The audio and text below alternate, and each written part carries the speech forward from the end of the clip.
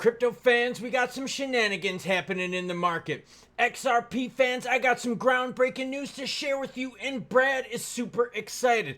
Stellar fans, I got something for you as well. We'll talk price action along with more juicy news. Stick around, SA. I say lots of naughty things, so here's your warning. No need for Mr. Garrison in this video, but World Liberty Financial sure needs some help, down 17% in the last 24 hours. And who do we get to blame? Justin Sun. Oh, yep, that's right. Justin Sun's back, baby. It's the Crypto Herp. But before we learn about Crypto Herp and juicy news for XRP holders, yeah, baby, I got you covered. And don't worry, Stellar fans, I got you as well. We go to your comments. Why? Because you, the viewer, matter most. Big Dog says, Klaus brings all the good ho-ho-hos. Oh, thank you. Klaus, Pop-Tarts, when? Look, stick around to the end of the video. I'm going to give you a little bit of personal insight on what's going on. Yes, we did beat Pop-Tarts in subs. And yes, I'm going to do a Pop-Tarts demolition video. I'm going to tell you why I haven't. I'll pull back the curtain. I'll tell you what's going on. Jim Ann Wheeler says, Klaus, you the man for always keeping it real. I don't know Levi, but check it. The article written and read fails to mention how he was calling out one of your favorite biz nachos. Love it, buddy. Charles Hodgkinson. Charles the Tart Card Hodgkinson. Yes, the man who ripped on XRP time and time again, but then said, yo, let's partner with him because I want some of that XRP money. No one give Charles any XRP tutors. Reverend Funky's hanging out, says once again, telling it like it is with the help of Mr. Garrison. Well done, sir. Thank you. Thank you, Reverend. Blame Canada. Blame Canada. All right. Markets in the red. Why?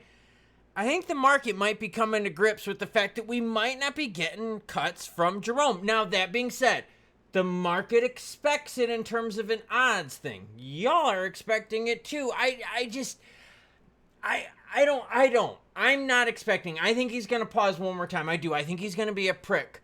Sailor's coming out and says Bitcoin is a marathon, not a sprint. Well, you frickin' jabroni loser. Number one, you don't look like that. Number two, you're not a marathoner. Number three, I'm offended. Why? Because I'm not a marathoner. I'm an ultra marathoner. And I'm offended. Why? Because I don't need AI for my pictures, and you're only saying this because guess what? BTC's in the red and its dominance is sliding, baby. And it's pulling the rest of the market with it. F off, Sailor, and your AI drawings. World Liberty Financial blacklists Justin Sun's wallet amid World Liberty Financial token controversy. Justin Sun? Bad for crypto? Justin Sun playing the pumps and dumps?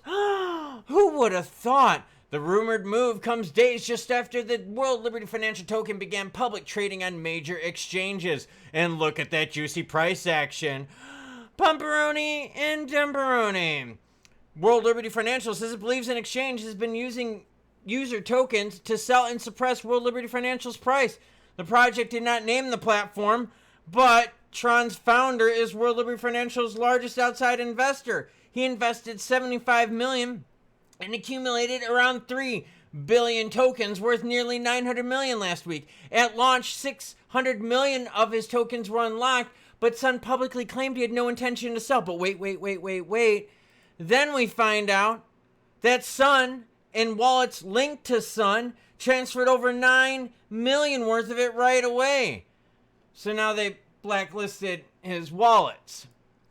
Justin Sun just in it for the money. And again, dude, this guy is slimy as shit. So for everyone out there that's like, yo, Tron, TRX, Sun. No, Sun moves money from one thing to the other just to make money. This is like the slimiest, most disgusting person out there in crypto. If you want to know who person number one is on like the crypto most wanted list, like the nasty most wanted list, it's this guy. Now that like CZ is gone, Sam Bankman-Fried is gone, Justin Sun. Alex Mashinsky's gone. Justin Sun. He is number one on this list. This dude is a scumbag. World Liberty Financial struggling price-wise. Absolutely struggling right now. Let's slide now into some XRP good news. Then we'll talk some stellar good news. And then we'll talk some price action. XRP Futures hit $1 billion for the CME. We're talking about institutional interest. Ooh, okay. So price action has been kind of on I know. But institutional interest is booming. XRP CME Futures reaches 1 billion in open interest in a 3-month time period. Ooh. It shows market participants are using CME's regulated venue for XRP exposure. They want more trust in the market. They don't want to go to direct native token. They want to go through some other more regulated medium. CME Group's XRP Futures became the fastest CME contract to top 1 billion, achieving that mark in 3 months. Think about that. That is the fastest CME contract to do it. So there is interest for XRP out there. They just want to find it through different ways. They don't want to get it through the exchanges. They want to get it through something a little bit more regulated, a little bit more protected. Now, what's interesting about this is Brad Garlinghouse is spotlighting how hot this is. Why?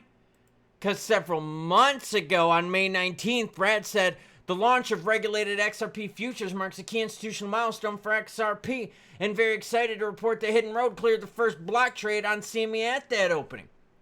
Making money for Ripple, making money for the private shareholders. And institutions want to touch it. They just, for some reason, don't want to touch XRP on the open exchanges, on the open market. They want to get it through the CME Group. Then Brad says this. Per CME Group data, XRP futures contracts were the fastest ever, just over 3 months to hit 1 billion in open interest. Whoa, baby. That's hot. Now, Stellar had some hot news as well. Protocol 23. Did it do anything to the price? No. Did it do anything to the volume? No.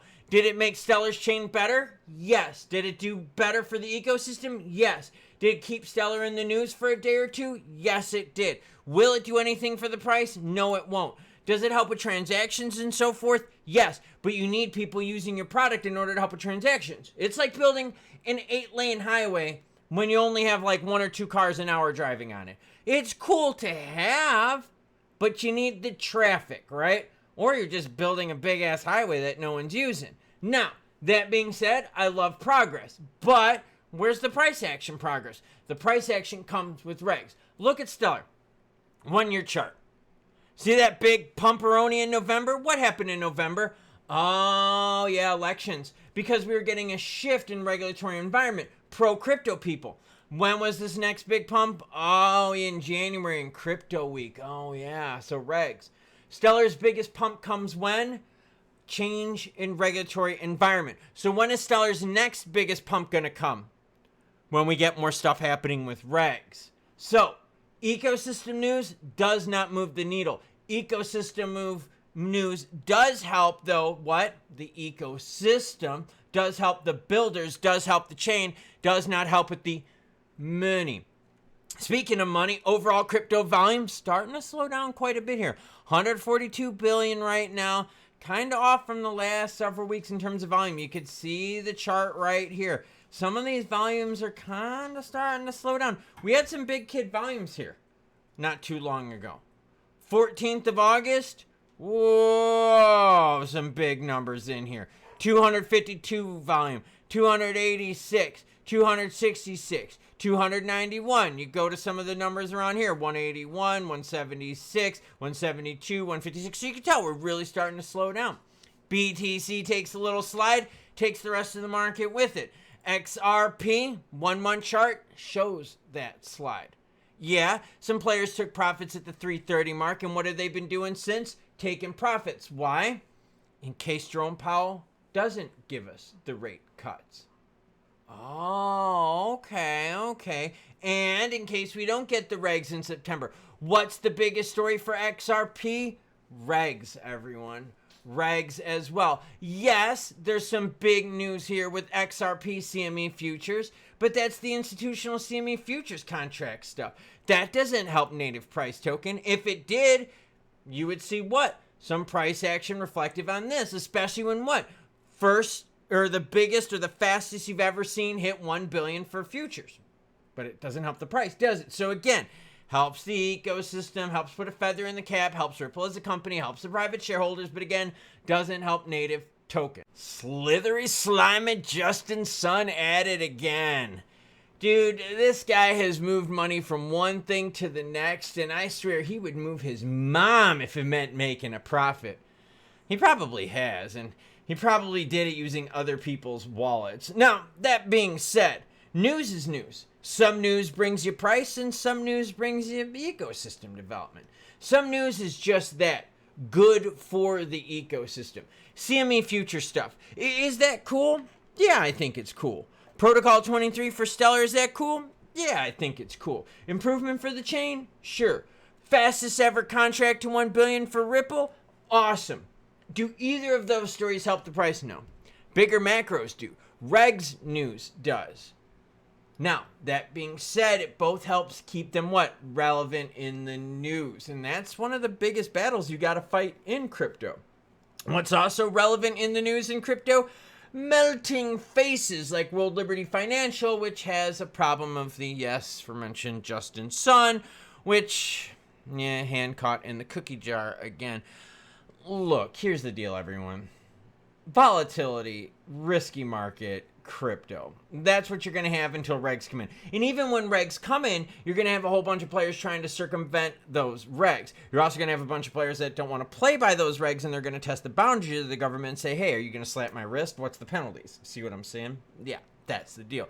Either way, expect the rest of this month to be volatile AF. Shit, expect the rest of this year to be volatile AF. Go what? Go Sox. Yeah, not go Cubs. Just throwing it out there. Go Sox. We're not making the playoffs this year, next year, or the year after that. So, there's that. Choo-choo what? Choo-choo something. It's not the Sox because we're not making the playoffs, but choo-choo nachos. Oh, yeah, and I wanted to bring up why I haven't done the Pop-Tart video. Well, a few weeks ago, my wife and I were talking, and she was like, hey, you know, we were going to Colorado this time last year, and it really, really hit me. Like, my health has not been the best, and a lot of you know that. And yeah, this time last year, I was doing Colorado. This time last year, I was getting ready for a 100K race in the mountains. This time last year, I was able just to, like, leave my house and run a 50K. Like, for real, I could, like, literally just, like, leave the house and run a 50K, and now I have to, like, take a few days rest, and then maybe I can run 4 miles. And then after I'm done running the 4 miles, like, my whole face feels like it's gonna explode. You can even, like, hear me being, like, real, like, nasally right now. And this is after, like, all these different medications. There's more medication on the floor because I knocked him over with my dog. Got more medications there on the desk. I've got even more right over there. It's just, it's tough. And I'm really struggling with it because you can kind of see behind me which shoulder is it. That shoulder there. I've got some of the medals there. I've got a whole bunch of trophies over there. There's like the pictures of me on the wall right there. That's just from 2 years ago. And I'm just really struggling with like how my health has like really declined in this last year. And it's cool. It's cool that we beat Pop-Tarts with subs, but like it's the health before wealth thing. And like, I want to celebrate, like, the success of the channel, but, like, I'm really struggling with, like, all these, like, year-ago memories. And, you know, like, I did the sailor thing at the beginning of this video. And that, like, really hurt because, like, he's got, like, that AI-generated art, right? About how, like, you know, Bitcoin's a marathon, not a sprint. And, like, dude, like, I did a race in March this year. And I did 38 miles of, like, a elimination race. And I knew something was wrong. I knew something was wrong getting ready for my 100K race in the mountains. And I thought it was just me, like, getting burnt out from training. And obviously it was something else. And I just, like, I haven't felt good. And I want to make sure I put a lot of effort in the video. And I just, like, I haven't been feeling it. And I'm feeling better. Like, before, like, at the, like, beginning of summer, like, June, my health was, like, really going down fast. Now, I'm nice and level, and I actually kind of feel like I'm starting to, like, swing up just a little bit because I'm actually starting to run. But after I run, like, I feel like absolute trash. So, yes, the video is going to happen. I just want to feel good. And I'm just constantly bombarded of reminders of, like, how good I felt, like, a year ago. Even though I wasn't feeling, like, great, I guess maybe just, like, how much more capable I felt a year ago. And how I've got, like, a long road ahead of me now. And, like, things and goals just seem very far away health-wise for me. And, like, physical competency-wise for me. And I'm struggling with it right now. So I just thought I would give you the fair insight of why I haven't done the Pop-Tarts video. Because I don't want to fake it. I want it to be fun. Because it's a big milestone, you know? And passing 50,000 was right there, too, for the subs. And it's just, it's hard. It's really, really hard, you know? Like, when you work so hard for something. And, like, I did the 100K race, which was a really big thing for me, you know? Being in my mid-40s, tackling a 100K race in the mountains was a big deal. And then to like literally be like stuck on my couch for like 2 months because I could barely move. I didn't know if I was going to be able to go to Guatemala because I was so sick. And then, all this stuff happening, like it's really humbled me. So yeah, as soon as I feel like in a better mental, like creative space with that, I think I'll be able to feel good to celebrate.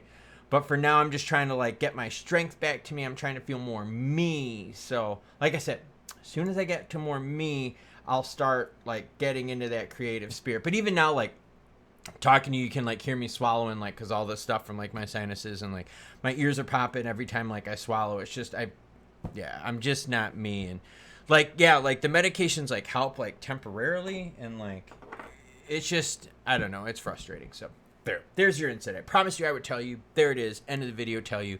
Choo what? I'll do it again. Choo is now. And in fact, I'll do it the right way this time here. We'll put the light on. We'll flip the old cam up. Oh, what? Choo what? Choo bitches, girlfriend.